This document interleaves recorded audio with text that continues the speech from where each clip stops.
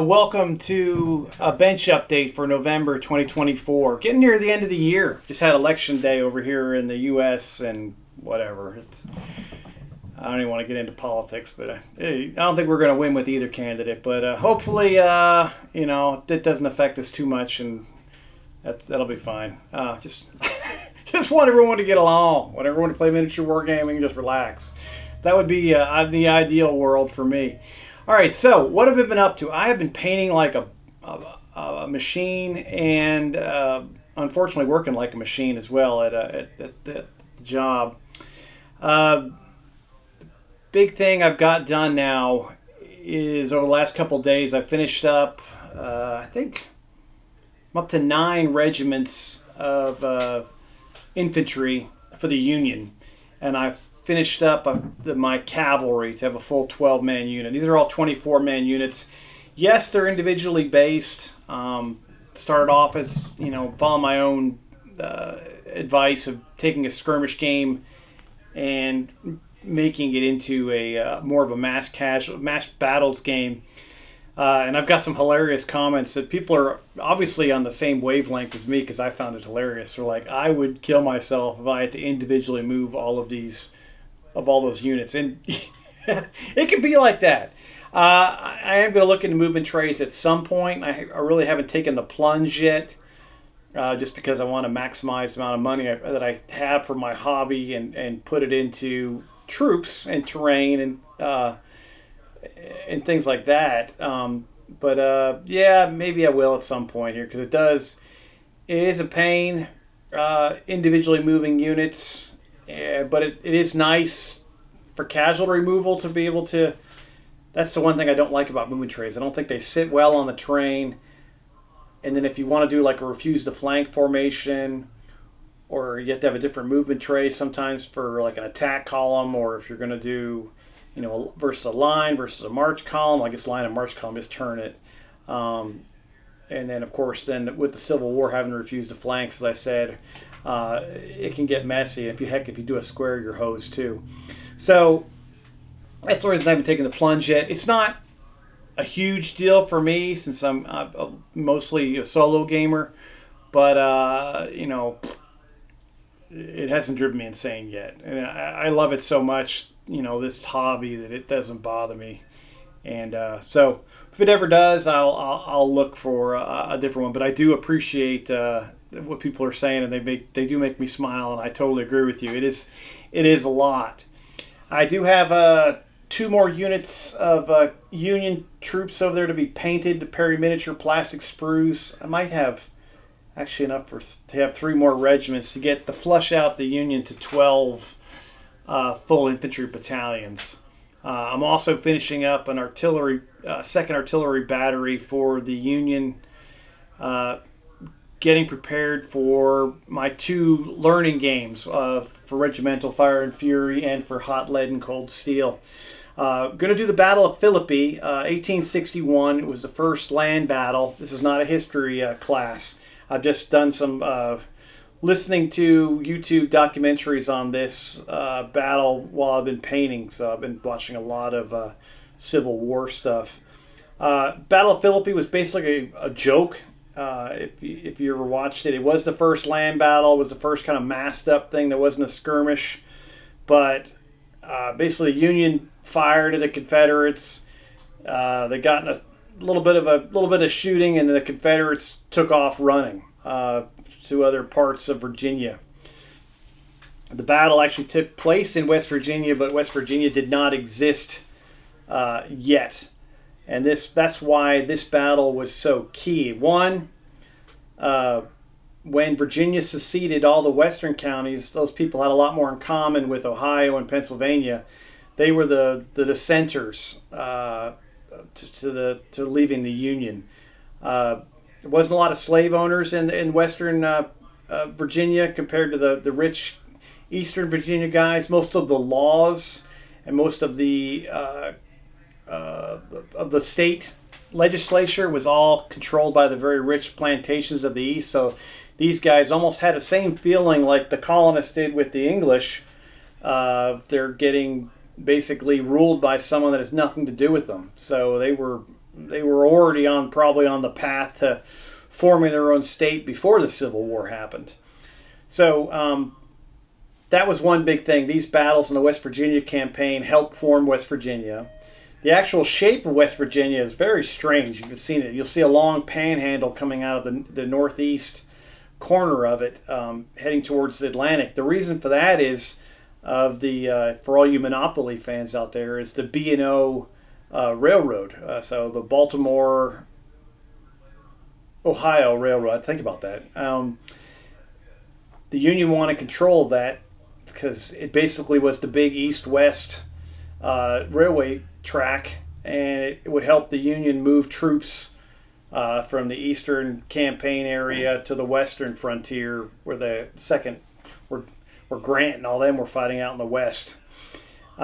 So that basically that shape is like a buffer around that railroad.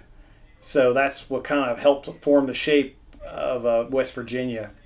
It didn't really become a state till I think 3 years after the Civil War was over. They just didn't really get around to it. But once they asked to secede from West Virginia, the rest of Virginia, President Lincoln wanted to take a political victory and also to secure the railroad, and sent troops in. So you got also, this is the first real campaign of anybody. This is also the first campaign of General McClellan, whose name will come up throughout the Civil War. He was sent in to command, because he was big time into the Ohio forces.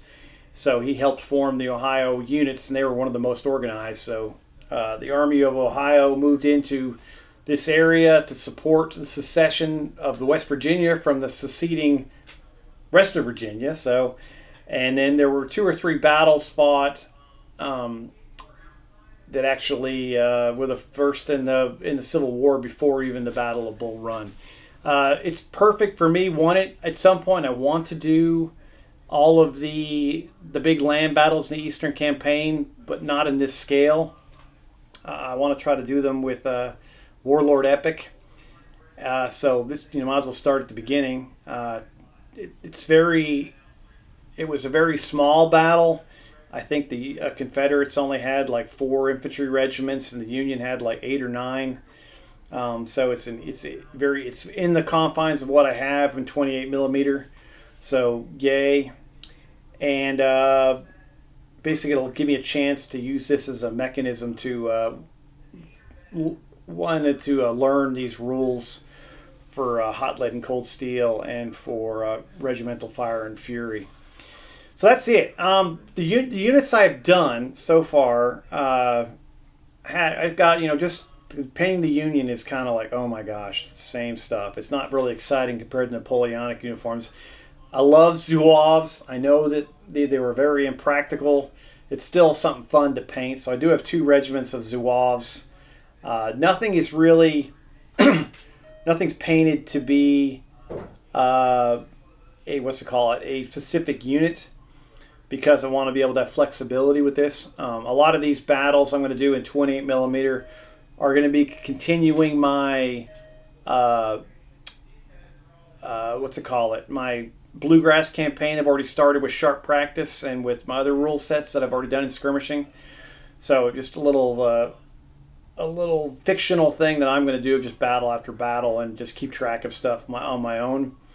Just to have a little fun with, and then possibly to fight some of the smaller battles that I'm going to do in the big campaign with the smaller scale, with the epic scale stuff.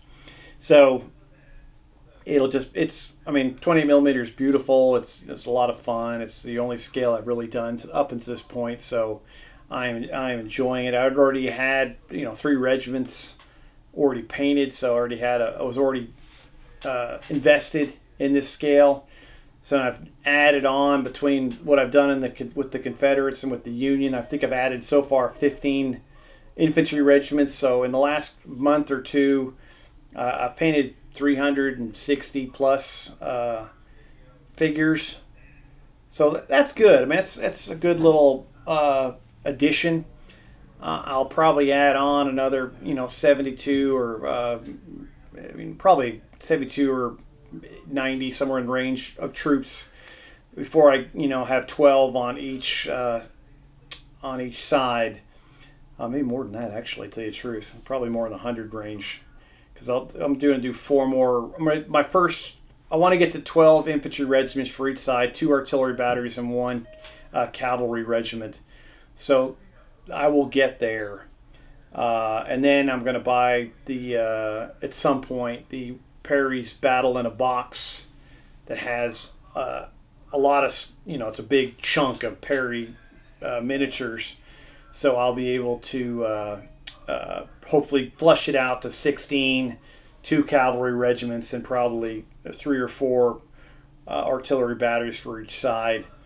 And I'm going to call that an end to my 28 millimeter ACW. I don't really want to get bigger than that in 28 millimeter, just because, I'm going to have epics, so there's no point of having huge battles like I do with my Napoleonics in 28 millimeters. But 16 regiments aside, that's a good battle. So that'll be decent. I mean, you could probably do a lot of fun little things. Probably there'll be a lot of niche battles in the Civil War that I can fight in that chronological timeline that I'm going to follow.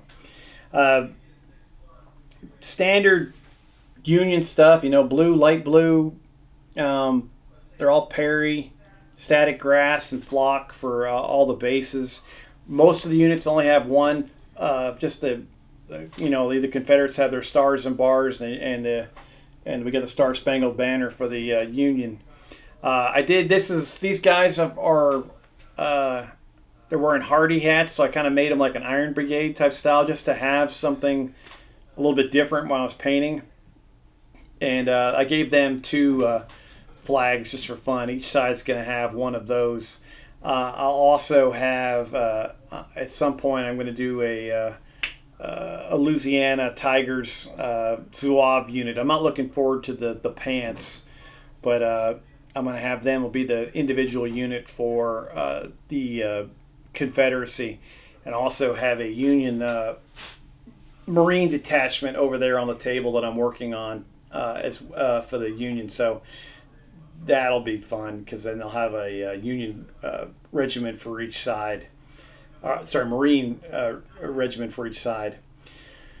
Just getting back to the Battle of Philippi, a couple great things came out of it. One, you got your West Virginian becoming a state, the railroad securing it, McClellan getting introduced as a national hero, first land battle of the Civil War, major that's right.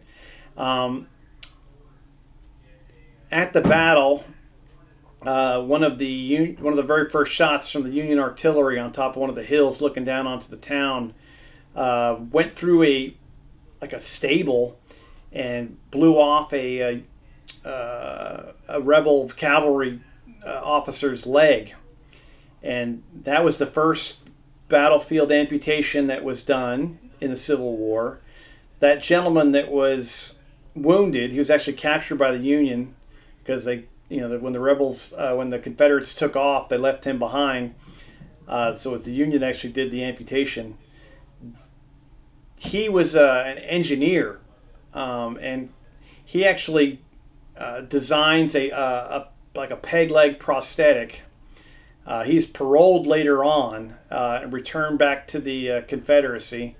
He designs this prosthetic that is adopted goes back to the Confederate Army, and they basically use his prosthetic for all their, the guys that can fit for an amputation or could fit a prosthetic.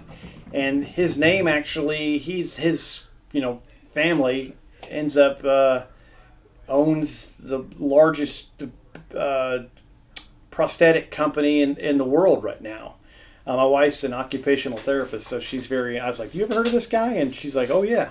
So that's kind of cool. So you're getting all this stuff that it's kind of an inconsequential battle, but it's got this whole rippling effect of just sending out tendrils through history. Oh, the camera's following me now. That's fine. Of basically all these things that that just from this one quick little fight that have gone throughout, that have affected modern day. So that's kind of neat. So you got the West Virginia, the shape of West Virginia. You got this prosthetic company and all this neat part of history that kind of spurred off from this Civil War battle. So the plan is to fight these 2 battles of Philippi, one with each rule set. Finish up those Let's Learn to Play tutorials, series. Be done with those. That was kind of neat, and it helped pass the time. I hope it was enjoyable. I found it very enjoyable. If I'm taking a long drive or if I'm painting, I'll listen to it. So it's just kind of, I can kill 2 birds with 1 stone and brush up on rules, and it works for me. And also, after we get those 2 battles done, and get those series complete, I'm going to have a big game of sharp practice using a full deck of cards instead of a standard deck. And that was a friend of the channel that recommended that as an idea. And I thought it was kind of neat, and I missed sharp practice. So I want to get back to it. I'll probably change the battlefield for that and just have a straight up land battle. I'm going to use the whole length of the table for these battles. Just because these are big formations. They're not like the 32 units I have for Napoleonics, but they're big. So I need the room to maneuver, and I think nothing wrong with maneuvering. And we'll see how it plays out. So I've got a map of Philippi, and I'm going to try to copy it and have the river. I don't have a covered bridge, which is the big part of the battle. Is it had a huge, long covered bridge. It ended, I think, catching fire in the 60s or 70s, and they've rebuilt it all. But I'll just use a regular bridge, have the river, have the hills, and we'll see how it goes. At least it'll give me an opportunity to try both rule sets. So I'm going to basically put this video out, and I'm going to build this map up, clean it up, and try to kick off the battle. I'm going to use hot lead and cold steel first, just because it's most prevalent in my mind. It's also a smaller rule set. So it seems like a smart place to start, and we'll get it going. And then after that, it's completed, we'll try our game of Regimental Fire and Fury, and have that video out for you, and then totally change the terrain, just come up with something that hopefully is fun, and have a battle of sharp practice. And that'll give me 3 good Civil War battles, and that's something for us to all enjoy and kind of reward myself for just not playing a game in a while. I've been painting. Yeah, if you ever want to convert well, forget it. It's yeah, I'm just gonna say I've been busy at work, but don't worry about it. Everyone's busy at work. Everyone's, it's not enough time to hobby, and I wish there was. I'm looking forward to retirement so I can hobby a whole lot. And in the middle of that, my wife had her birthday, so it's kind of, I like to give her a full week of princess treatment, so that took up a lot of time too. So, but that's it. I hope you all are doing well. And things here, no matter what happens with election stuff, it's the same old stuff as far as I'm concerned. My little town's still the same, so no big changes. So, and yeah, hope you're all doing well, and we wish you the best from over here. So take care, and we'll talk to you soon. You guys are awesome. Bye-bye.